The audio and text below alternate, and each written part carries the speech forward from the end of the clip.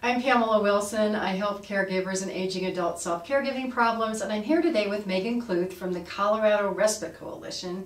And we're going to talk about work and balance in life and in caregiving, and also what happens when someone has to take time off work or opt out of the workforce to caregive. Right. I mean, I think all of us are busy. I mean, I know I have my job and my home and my family and all of that to balance, and it's a lot. And then when you add a caregiving situation in, it can get a little bit crazy. And I think the latest statistic is about 60% of caregivers are managing some sort of outside of the home work role.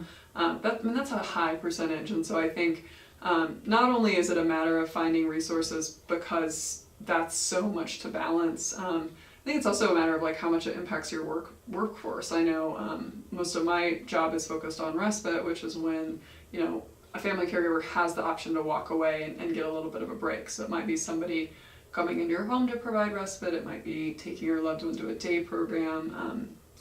There's different options. But we hear from a lot of families, they finally get that break, and what do? They drive into the office and work 40 plus hours a week, and for some people that's a really good thing. It's a positive break, but imagine how much that wears on you and your ability to really focus at work.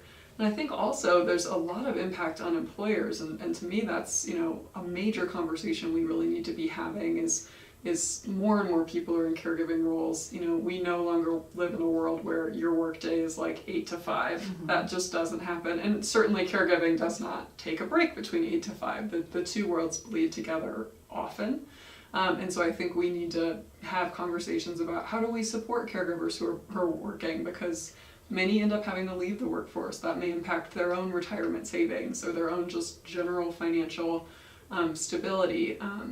Not to mention, I think for careers are such a piece of people's identities, so it's definitely a big issue. But also on the employer side, like, this is affecting the workforce, and how do we have conversations about how we can really come together and talk about the role of caregiving and how it fits into our workforce, and making sure we can retain good people and keep people in the workforce as long as they want.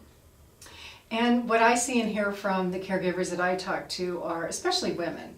Women are double duty and triple duty caregivers. So they may be taking care of their children, right. They're taking care of a husband, they're taking care of other family members or aging parents, and they're highly stressed. And one of the things that I talk to my ladies about is get your husband to pitch in. Right. Meaning that women are more hands-on. So you do the grocery shopping, you bathe loved ones, you do all that. The men are project and task oriented, so let them go pick up the prescriptions, do the home repairs, make the doctor appointments, call the insurance companies, things like that. And also just the conversation with the one that is receiving the care, so that they're participating and not just sitting back saying, oh, wait on me. Absolutely. I want to be waited on. Right. And I think it's really important to kind of check in with yourself and your loved one and know when you do need outside help, because that certainly becomes a need for a lot of people, and that's okay. It's just kind of taking a step back, looking at everything you're doing, and figuring out how do you make sure you're taking time for you as well. Yes, finding balance in caregiving is a struggle for many caregivers, and just for people in general in life, between work and personal and everything else that goes along. I'm Pamela Wilson. I help caregivers and aging adult self-caregiving problems. This is Megan Kluth. List your website. ColoradoRespiteCoalition.org, or you can find us at ColoradoCaregiving.org. And mine is PamelaDWilson.com, caregiving support groups and courses for caregivers and aging adults. We'll see you in another video.